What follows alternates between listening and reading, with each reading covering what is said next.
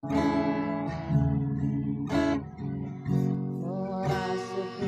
kata jiwa, Tuhan tolonglah diriku.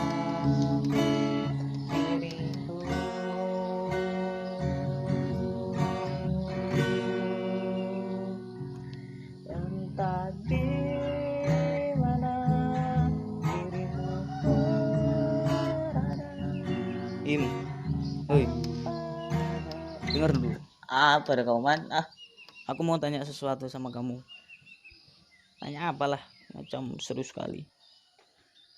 Tanya tentang kasus hari ini.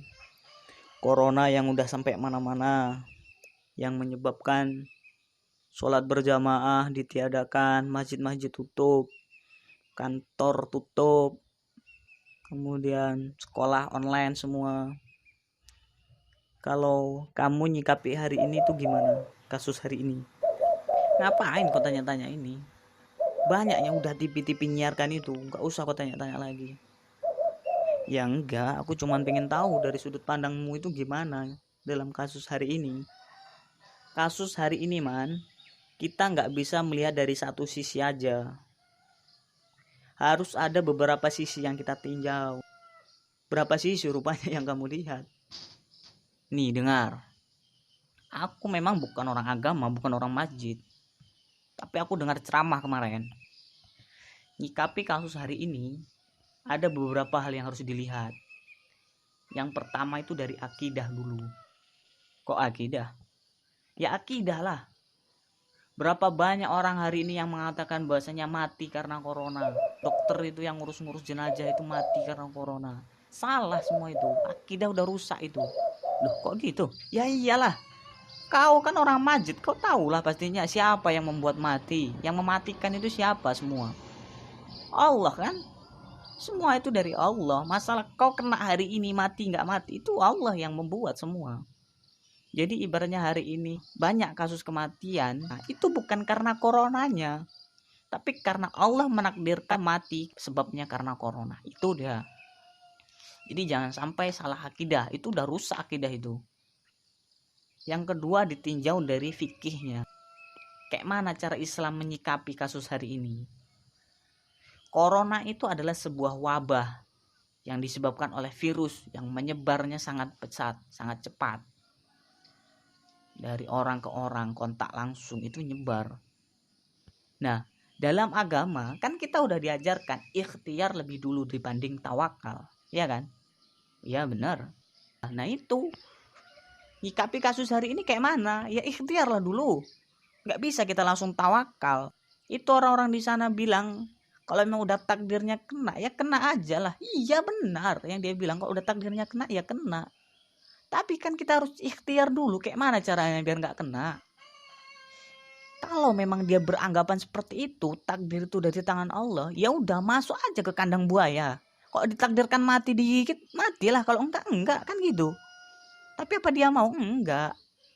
Makanya orang-orang berpikir kayak gitu pikirannya. Nggak bisa berpikir logis dulu. Agama nggak boleh kita kesampingkan, tapi logika juga kita harus bermain.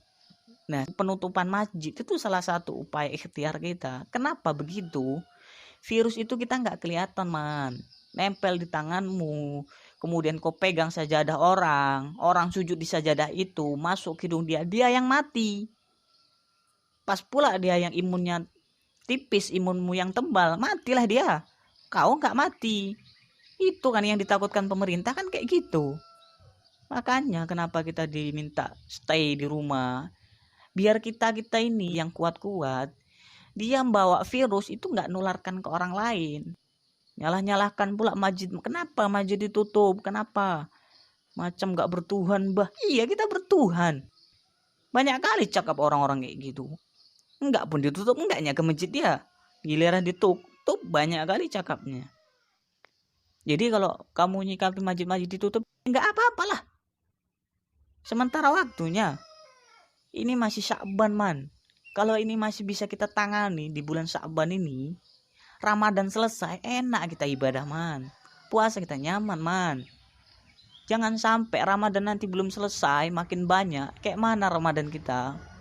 Gak akan nikmat, gak akan kayak dulu. Memang ini berat, lihat masjid itu miris kita. Awalnya jamaah meluber, meludak kemana-mana. Ini kita lihat kayak gini sekarang. Imam sendiri, jarak di gang-gang. Sedih-sedih kita. Seharusnya kau dan kawan-kawanmu itu harus lebih giat lagi untuk memakmurkan masjid. Meskipun kondisi sangat sepi. Jangan sampai ketika jamaah udah sepi, kosong, gak ada orang, kau pula enak-enak lalai kau. Subuhmu tinggal, sholat 5 waktumu lalai-lalai. Kau yang lebih parah berarti. Diceramai gue. Bukan diceramain, tapi ini betul kan? Iya ya, gak akan kuulangi. Gak perlu juga kau bilangkan itu sama aku. Bilangkan aja sama dirimu sendiri kayak mana. Yo, siap. Laksanakan bos, siap. Tapi sebenarnya ada cara lain bentuk ikhtiar kita biar ngelihat masjid ini gak sepi-sepi kali. Kau pasang itu kotak bilik macam penyemprot disinfektan itu. Meskipun sih man, WHO nggak merekomendasikan buat bilik-bilik macam itu. Tapi setidaknya kita udah berusaha. Jadi orang-orang yang mau masuk masjid suruh dulu masuk kotak itu. Udah disemprot, steril, baru masuk dia ke masjid. Itu insya Allah aman. Itu bentuk ikhtiar kita. Jadi masjidmu tetap rame, tanpa adanya virus yang nyebar. Itu bisa kau terapkan. Oh iya Him, bisa juga itu Him. Kita pasang ya kan di depan itu. Kita minta sama takmir. Kita buatkan kotak-kotakan di depan itu. Penyemprotan. Jadi orang masuk kan steril. Iyalah. Kayak gitu harusnya. Apalagi Jumat besok ya kan. Jumat besok itu udah bisa kita terapkan itu Him. Ngungsi aku kemarin Him. Kemana aku Jumatan rupanya? Tempat si Wahyu itu kawanku. Anak Medan itu. Bukan. Dari Serdang dia. Dari Serdangnya. Oh alah.